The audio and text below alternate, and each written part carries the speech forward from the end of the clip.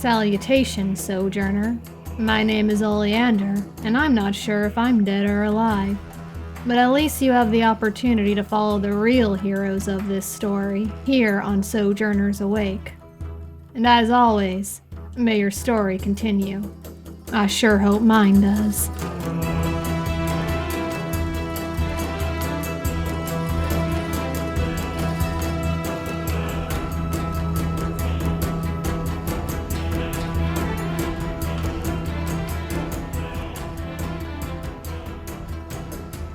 The blood moon light shines over the plateau, high up in the mountains. The Shadow Monastery flickers in and out of Bonzaro as the Sojourners approach. Vaughn, the monk, scurries up the wall and crouches down like a feline predator, waiting for its prey. In the shadows, two monks of the Non-Quai Monastery begin to whisper nervously. They know someone is coming, or someone already has. You so see for this now, monk poke our its story head continues. out from behind the pillar, and in a moment of panic, he whispers, "Are they coming? Shh! Be quiet. Stay silent. Should we send scouts? I said stay silent." And then all gets quiet once again. You hear one or two stirs, knowing that there's at least two sentries keeping a very quiet watch, but not quiet enough for your ears to pick up their conversation. If they're still talking and Vaughn hasn't been noticed, he'll stay there to listen to their conversation to try to get a little bit more information. Vaughn, you stay there for an hour, and then finally, after a 1 hour wait, you see that same monk begin to creep towards the wall. Waves his hand on the inner wall of the courtyard, and then casts a spell looking straight through the courtyard, calls back to his monk, and says, "There are 3 of them behind the boulders. They're just waiting. Get back here. We don't have orders to proceed yet." Can Vaughn, can I do an insight check or something just to see if I think that they're feeling threatened by us versus feeling antagonistic towards whoever would be coming, if that makes sense? Are they aggressive towards whoever could be coming, or us specifically, or are they scared that we are coming to cause problems? They seem scared that you're coming to cause problems. The information is coming back to you quickly now. The Non-Quai monks once lost their leader. A legendary leader died. The Non-Quai monks were charged with protecting the Shadow Monastery, especially the Black Lotus. Their mission, their order, is to protect the Black Lotus so that one day their leader will rise from the dead. Vaughn is going to sneak back down the outside of the wall and head back to the party. Okay, make a stealth check. On a very low number, you land right in front of the monk. 23. Did they come outside the gate? No, they did not, and with a 23, you successfully move back to your party without even being noticed. Sterling, Hawkins, and Asyndeton, there was one moment where the cloud passed over the full moon, and you saw the Shadow Monastery disappear. And possibly to your surprise, or to your expectation, Vaughn disappeared with it. Now you see Vaughn moving across the plateau, back to your secret position. Vaughn. Vaughn will fill them all in on exactly what he saw and what he heard. So it seems that they're just afraid we're here to cause problems, which I guess we kind of are. So I don't know how we should approach since they know that you're here, and presumably now they know there's 4 of us. I think as a brother monk, I should maybe present myself as a non-aggressor, and we can try to have a conversation with them. I guess. What do you think? I suppose maybe we can prepare ourselves before we do that. I have an idea. What I would like to do is pick up another rock on the ground. I hold it inside a bundle of cloth. I'm sure I've got clothes, so I can just wrap it up. But I'm going to cast light on the rock and then wrap it up in a shirt that I have in my pack. If anything happens suddenly, maybe we can use this as a distraction. Then I hand it to Vaughn, and then I say, Master Vaughn, what do you have in mind? Well, I think we don't want to be in a fight with these monks, and they know that we're here, so I believe we should present ourselves and then have a conversation with them to discuss why we would come out here.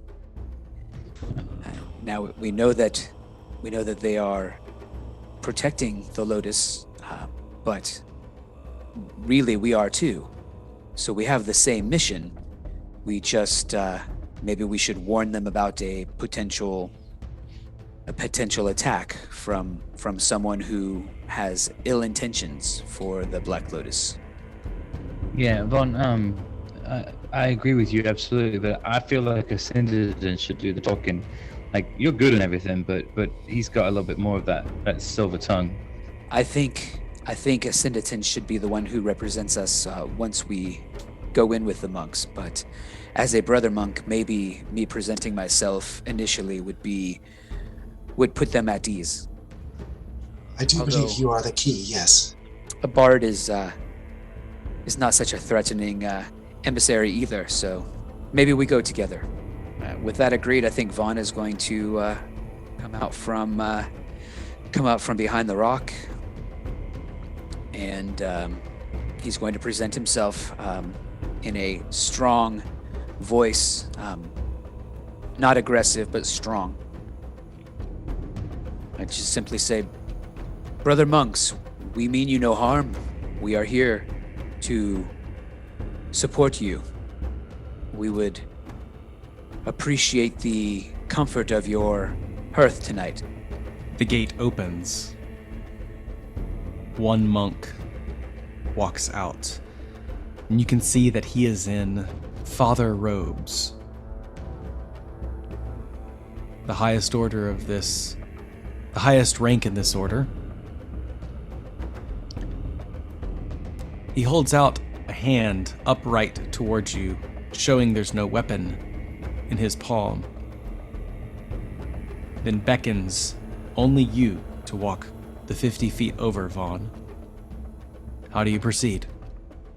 Vaughn will take out his longsword and his bow and quiver and lay them down next to the guys, and he would present his hands not in an upward position but in a little bit more submissive position, and he would approach quietly, and when he got close, he would address him very respectfully. Father, I am Friar Vaughn of the Cloverblades. And I am Ragu of the Non-Quai. Why are you here? Well, if you would permit the rest of my party to join me, I believe we could have a much better conversation. Well, that would mean my party would join me as well. You'd be woefully outnumbered. We have no ill intentions, so... You speak plainly. Yes, Father. No ill intentions. Once every 77 years, this monastery appears. In the light of the full moon, I think I know exactly why you are here, Friar Vaughn.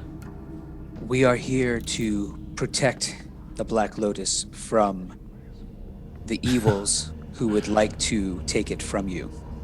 I see your purple robes. I know you are from Baldtop. This is true. I know they desire information, and they desire the Black Lotus. I know you are not here to protect it, but to take it. No, the non-Kwai Order is here to protect the Black Lotus. We have given our lives to do so. We are prepared to give our lives to do so as well.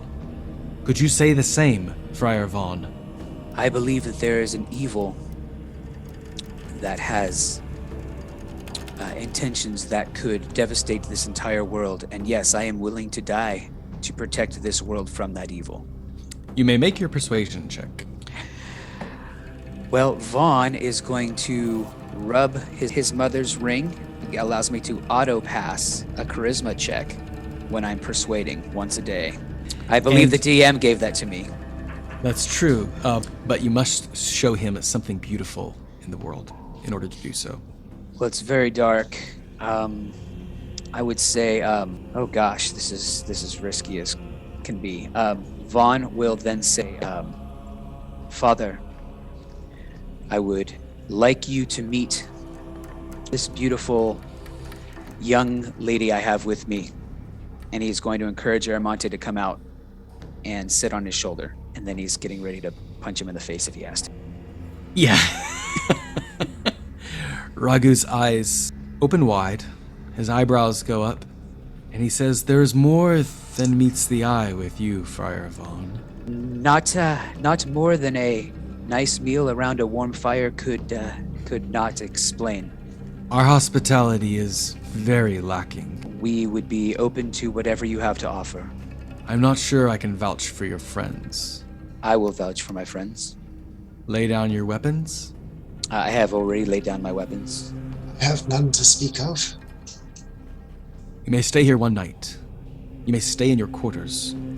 You will be giving as much information as we could afford you, but we will require the information of this great evil that you speak of. I'm anticipating to be pleased. Thank you, Father. He turns towards the he turns towards the gatehouse and leaves it open. Vaughn will turn around and go back to the party to collect his weapons and tell the party, well, guys, I got us a night in the monastery, but I have no idea how this is going to play out. They certainly don't want us to have the Black Lotus, and I told them that we are here to protect it from, well, you could hear, you're not too far away. You heard the conversation. Sterling, I think you were right about allowing Asyndeton to do the speaking. Unfortunately, the father did not give me that chance, so hopefully I did not ruin it for us. They have asked us to lay down our weapons, but as you know, I can function well without mine, and if things were to go sideways, I will create an opening for you to get to yours. Yeah, that sounds good. Yeah, hey, I think you did a great job. But what I want to know is if we're going to the restroom and then the moon stops shining, like, are we just out in the open? Did you ask that question? It seems quite pertinent. Okay, let's go. Do you leave your weapons? And if so, where do you leave them? Vaughn would encourage the group to bring our weapons just inside the gate and leave them at the gate if they will allow us. The monks take your weapons. At the gate, you can see that there are 8 monks along with Ragu. Hawkins, you leave your weapons. Asyndeton, do you present anything? The closest thing I have to a weapon is the wooden handle that I keep at my belt, and it's spiky. And really, it doesn't look like much of a weapon. And Ragu says to you, "Oh, I could turn it into a weapon, for sure."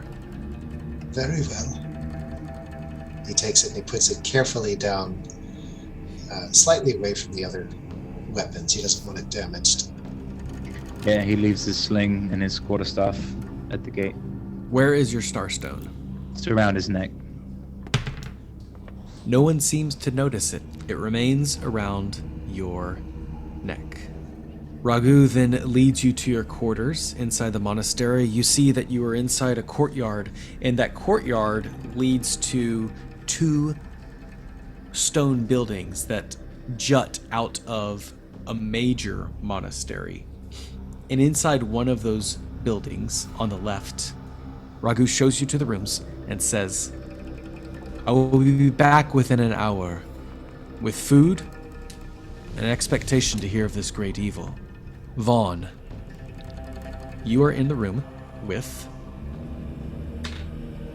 Sterling. The other two are on the other room, between a thick wall of stone. Vaughn and Sterling, alone in this room with the door shut. One small window, too small for anyone to fit through. How do you proceed? Sterling, we need to figure out how to reconnect with Hawkins and Asyndeton. I assume that when the father comes back, Father Ragu, we can connect and we will all be together, but we need to make sure that we don't speak out of turn and make sure that we all understand our purpose here and then communicate a similar story. Got it. Stay quiet, because speaking out of turn is kind of my specialty, but that's okay. Yeah, I can stay quiet. I agree with meeting up with Hawkins and Asyndeton again. Just it's weird that they separated us actually. But do you trust these monks? I don't. I trust that they have been honest with me. I don't know that I trust what we are here to do versus what they are here to do, and I am slightly concerned that if the evil does not present itself while we are here, then we will be assumed to be the evil, to be the ones that are here to cause problems. Yeah, I'd agree with that. I mean, we don't even know who's on the way here. We just know that there's some people who want to, but the bird just said there was a man and an elf. That could be anybody. But we also know that Lord Basile is interested in the Lotus, and there's a very small window of time that the Lotus is available. So it would make sense that there would be multiple parties coming to claim the Black Lotus. And so I think my opinion is we need to convince Father Ragu that we are here to help them defend the Black Lotus against any evil that may be coming. Yeah, that makes sense. Yeah, I'll not speak then, because I don't think I'll add anything good to the conversation. So, all right, thanks. I'm hoping Asyndeton will do the talking. Asyndeton and Hawkins, you sit alone in your quarters, small stone room with barely a window, two simple and quite unhospitable beds. So, Asyndeton, what do you know about Lord Basile? Has news of him spread much to sort of the inner workings of the library? I've had requests for family trees, family histories for the Basile family, yes, and certainly I have put a lot of time into studying and preparing bibliographies for those interested. He is not someone with which to trifle. Yeah, the three of us have all encountered him and his followers.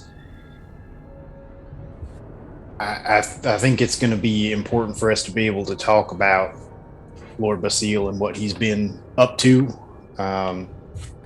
So just in case you didn't know, it's pretty much his fault that Bochen, went up in flames a year and a month ago or so, and he really seems to be having some control over people, really influencing their minds, making them do kind of crazy things. Sterling was even under that influence for a while.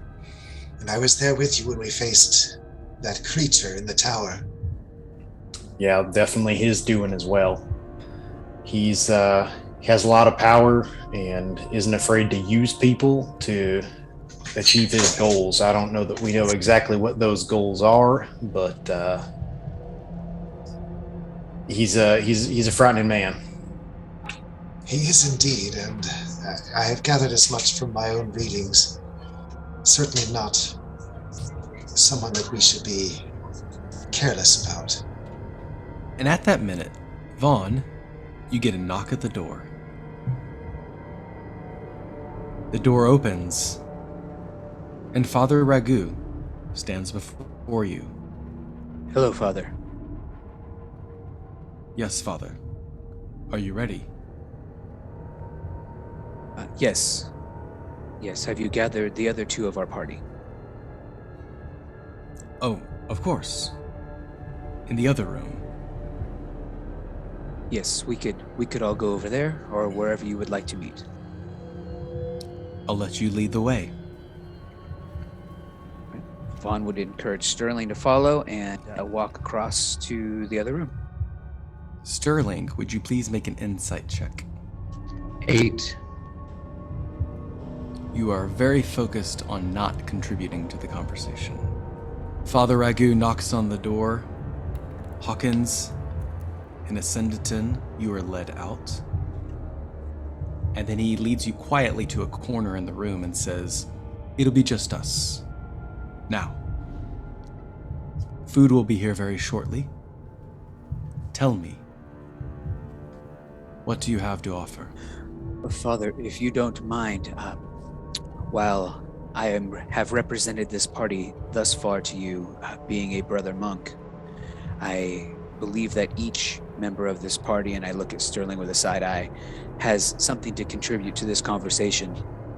So, if it's okay with you, I would also allow Asyndeton and Hawkins to contribute and help you understand the purpose of our mission.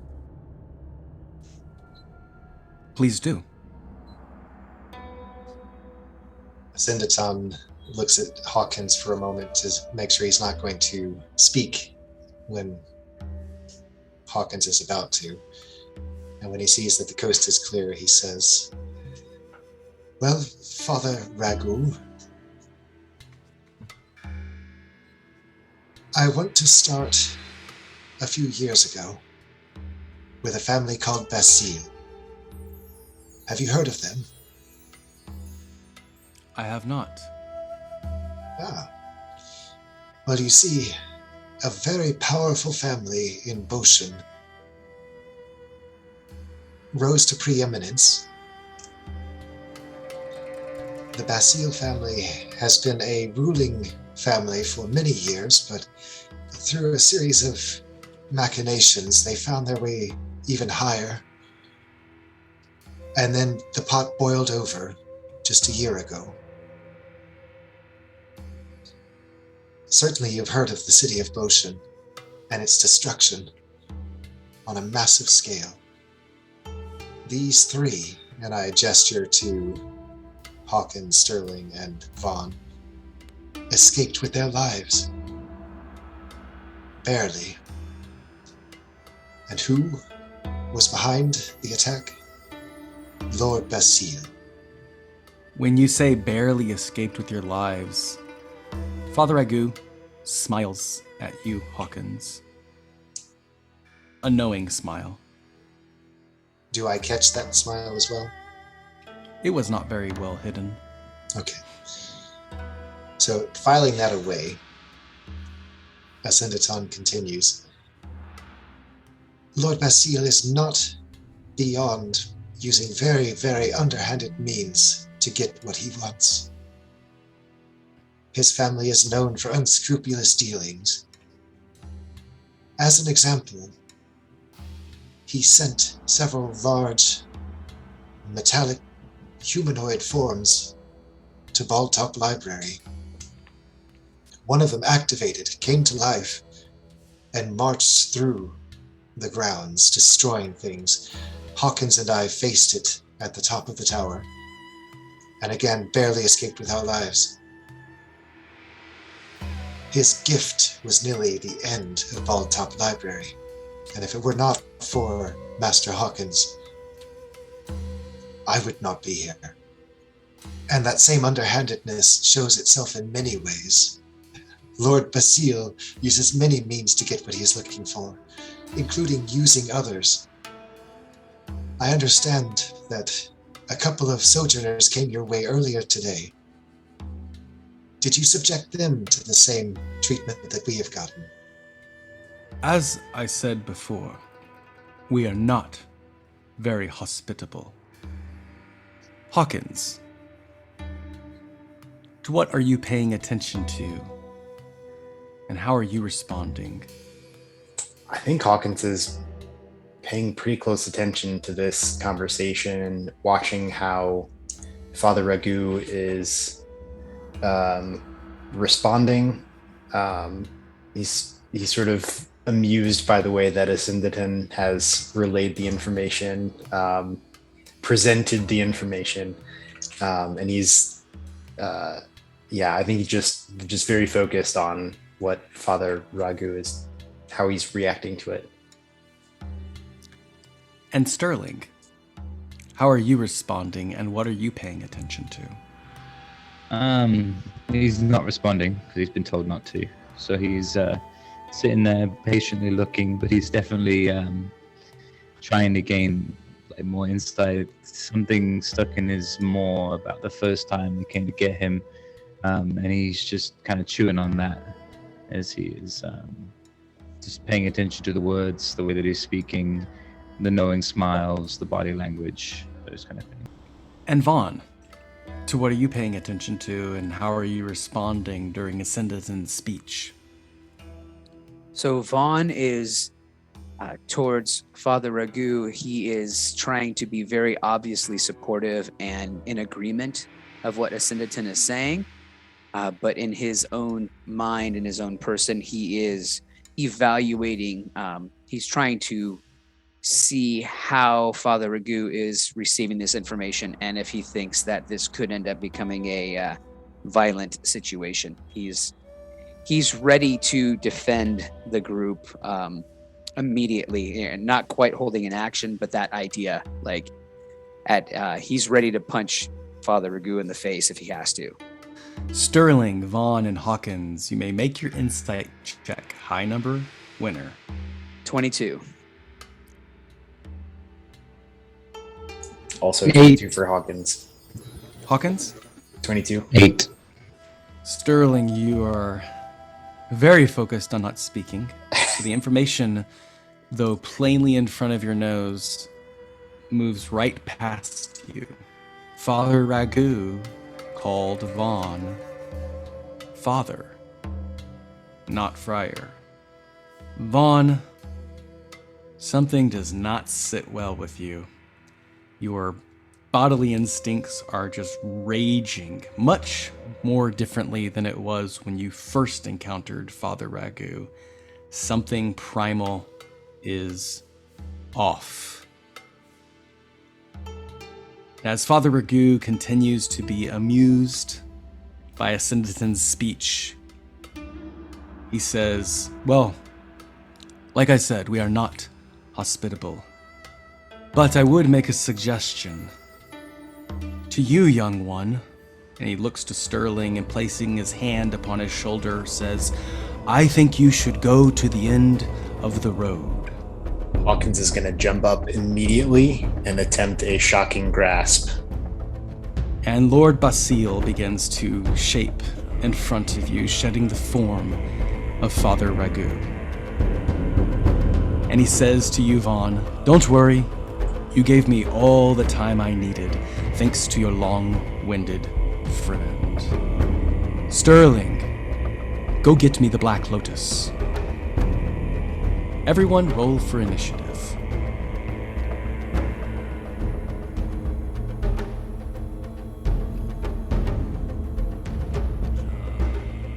For what it's worth, once Father Ragu interrupted Asyndeton, just as he was about to level an accusation, his face has reddened with irritation, and he, in the absence of the handle that he's used to having at his belt, he has wrapped his hand tightly in the cloth of his robes.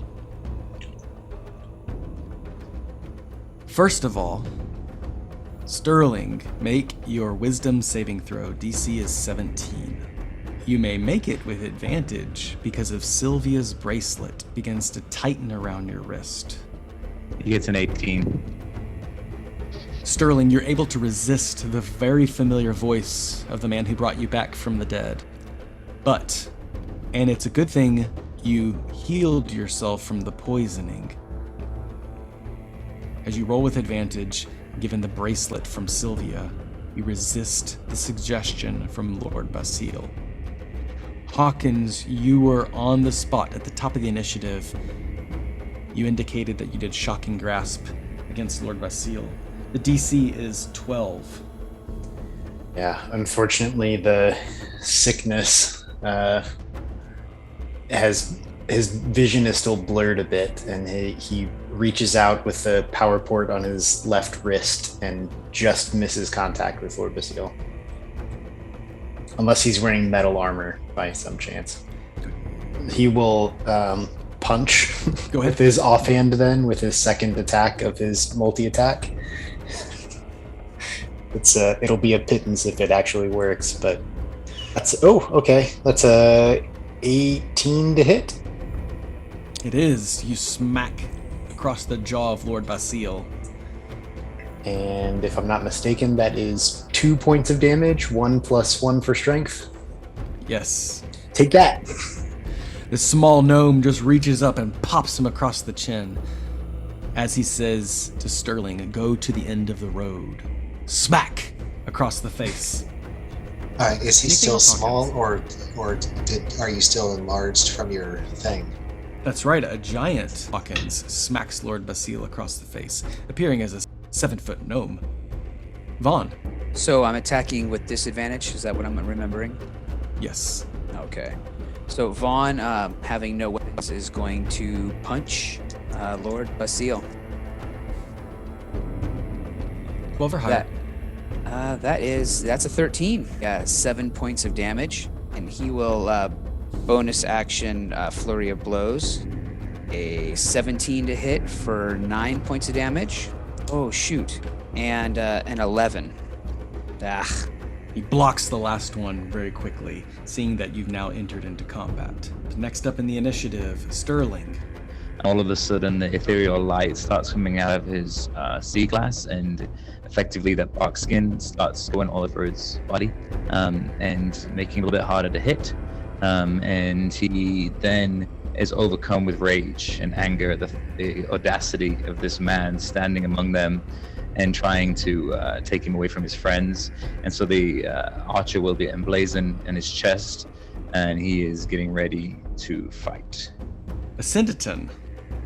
So we are in a room alone with Lord Basile. This room is 40 by 40. You're in the corner in a small little sofa. Right, but there are no other monks in here? No. Okay.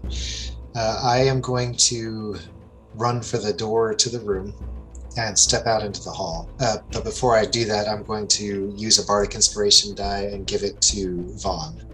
So Vaughn, you'll have a D8 that you can add to a roll. But I'm going to go out in the hall and close the door behind me, keeping an ear on what's going on inside the room, to all the sounds of punching, and basically keep an eye out in the hallway to try and deter anyone from coming in. Everybody was kung fu fighting. It is very interesting that Asyndeton left the fray. For then Lord Basile reaches a hand out and sees you leave, Asyndeton, and then turns his attention towards Sterling. He says, "Fine." Now in his full form, he pulls back his hood, and you can see beyond his curly locks his devilish horns. He begins to speak in Abyssal, a language you recognize, and says, "If you want to listen, I will make you a thrall." Casting Feeble Mind on you, I need you to make Intelligence saving throw, DC 17. So Sterling, he's been ready for something as soon as he saw Lord Basile, and you can see that his eyes roll into the back of his head, and his face is not happy. He is mad. His eyes are shining bright white like the constellations, and his portent kicks in, which gives him an 18. It's a 14 + 4. and he is not happy, and he looks at Lord Basile and shouts, "Not today!" Wow. Even though you take 19 psychic damage, you resist having your intellect completely demolished by this warlock. The powerful energy is enough to blast Lord Basile and Sterling across the room. Lord Basile smashes up against the wall. Hawkins and Vaughn, you are both flat on the ground, butt on the ground, pushed to the side. Sterling goes flying through the air, even as he says those words, resisting this power. Though he is not feeble of mind, he is pushed back 10 feet. You're all spread out of melee room at this time. Asyndeton, you hear a loud pop as the shatter that was meant to destroy the mind of Sterling, making him a mindless servant, is now disappeared into the ether. And as we close out Hawkins, I would like to know how you conclude this adventure. Hawkins is going to draw on the power of his second shadow to hide. While Lord Basile's attention is elsewhere, he's going to slip behind a sofa or something and attempt to hide using the power of the shadow. So his the lines, like the silhouette of his body, sort of becomes soft, and it becomes harder to track where he is in shadow form. And Hawkins, even in large size, you blend in with the shadow. And as the light of the full moon is covered by a little bit of cloud, Hawkins, Vaughn, Sterling, and Asyndeton, along with the monastery, flicker in and out of existence here upon the plain of Bonsaro. And somewhere in the distance, a peacock keeps watch. And so for now, our story concludes.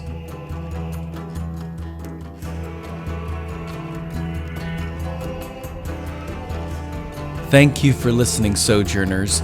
Your attention will not go unrewarded, and we look forward to continuing this adventure. If you enjoyed this background music and ambiance, visit Tabletop Audio at www.tabletopaudio.com. Make sure to leave a rating and review so that the Sojourners will have all the advantage they need in order to claim the Black Lotus. However you choose to sojourn with us, as always, may your story continue.